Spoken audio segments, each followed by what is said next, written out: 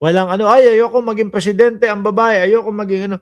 Wala, pantay-pantay ho 'yan mga kababayan. Tuloy, meron nga diyan tunay na lalaki, pinagkatiwalaan ng posisyon, nagbulag-bulagan at nagbingi-bingihan naman, 'di ba? Palagay mo sino yung tinutukoy ko, sino yun?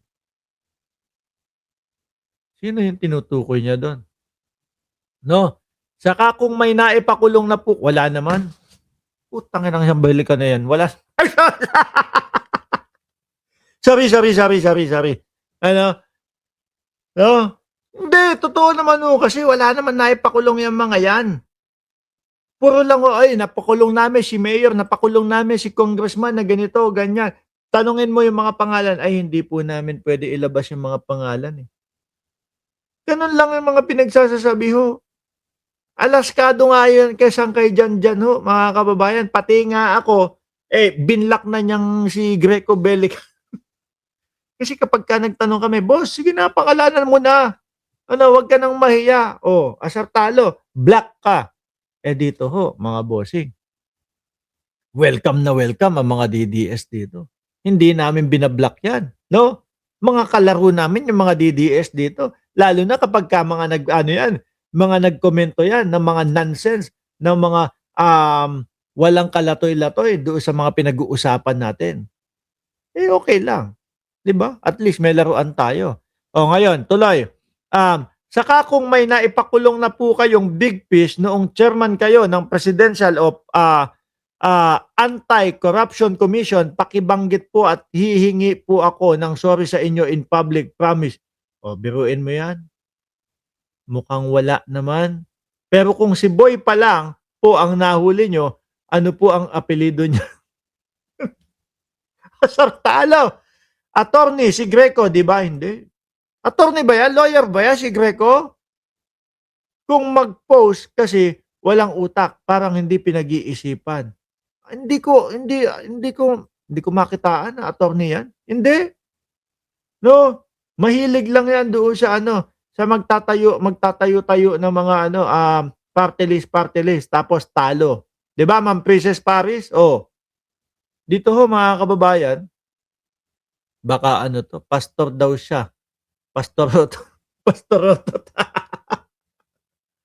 Diyos ko, meron ho bang pastor yung, mga ibinabalita, parang hindi naman totoo?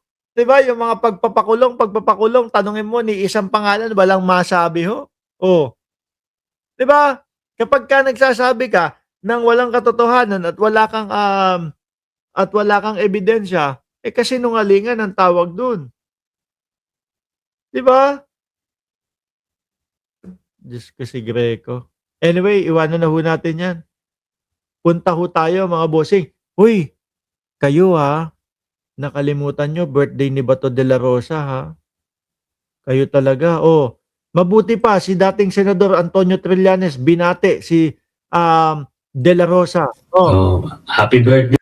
Oh, mabuti pa si dating Senador Antonio Trillanes may pagbati kay Bato de la Rosa, eh. Oh, pakinggan niyo.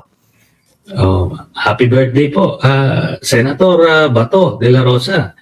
Ang Dali, dati ho alam niyo, kapagka gumaganito si Antonio Trillanes, 'pag binabanatan, binibira, pinagkakatuwaan ho si Bato de la Rosa, sumasagot si Bato, eh.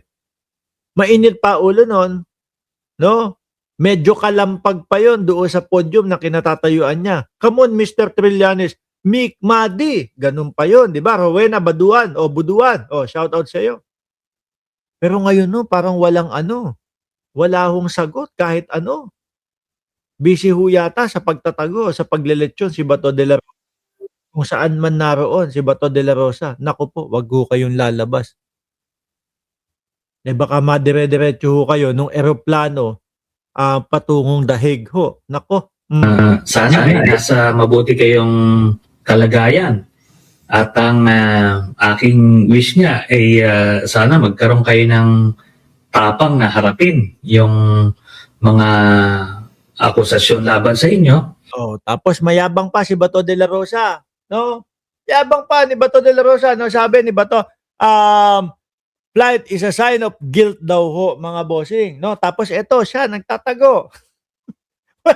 Partida pa ho 'yan, wala pang ano 'yan, wala pa hong warrant of arrest talaga. Kasi ang sabi ni Ombudsman Boying Remulla, hindi pa ganap na warrant of arrest. Pero magiging ganap kapag yung isang kakulangan mailagay na. Sabi ni ni Yaya Ning, nagsimba ba kayo, Mark? Opo, no?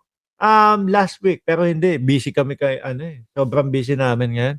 Dahil po doon sa gym na itinatayo, no? Ano na lang, ilang araw na, ilang araw na lang bubuksan na yan. Tuloy. And better yet, pangunahan nyo na. Samahan nyo na si Digong doon sa dahig para hindi siya malungkot. Oo nga, totoo. Totoo, mga kababayan. Kesa naman, etong mga kapwa nyo, mga DDS, araw-araw nagpapadasal ho. No? Bubuksan na naman ba natin yung usapin ng tarpaulin? Lalagyan ng 2 kandila, lalagyan ng tinapay, lalagyan ng pansit, kung ano man yung handa nyo sa araw na yon. Bubuksan na naman ba natin yon? Hindi ho, mga kababayan. Di ba? Pangako naman talaga kasi ni Bato de la Rosa na sasamahan niya ang dating Pangulong Duterte kahit saan eh.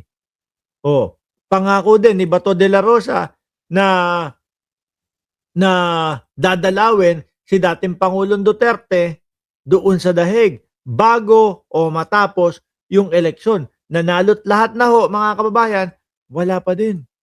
Hindi pa din ho nagpapakita. Hindi pa din po tinutupad yung kanyang mga sinabi. Inutulang yata kayo niyan. Di ba, mga DDS? Since uto-uto naman daw kayo, ay sige, naku, para makuha ko ulit ang mga boto nitong mga DDS na ito, ay sabihin ko, pupuntahan ko si Tatay Digong doon. Sasamahan ko si Tatay Digong. Bibisitahin ko si Tatay Digong. Since nanalo na, wala na po. Hindi na po tinupad yung 2,000 pababa na kuryente sagot na ni Rodante Marcoleta. Sandali. Naalala na naman natin yung 2,000 pababa ni Rodante Marcoleta, mga bossing. No? Kasi naman biruin mo, nung panahon ho ng eleksyon, yan yung pangako niya. Ang daming umasang mga DDS dyan, ha? Yung mga DDS na umasa, naku, pag nanalo si Marcoleta, 2,000 pababa ng ating kuryente ay magiging libre na. Iboto natin si Marcoleta. Kaso mukhang hindi na pinapansin ni Marcoleta.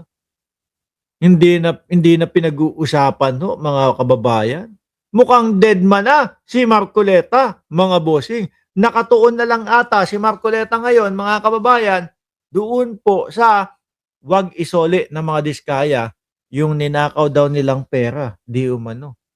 Yun na lang ho yung nakikita ko Tsaka po yung yung silang dalawa ni Amy Marcos, mga bossing,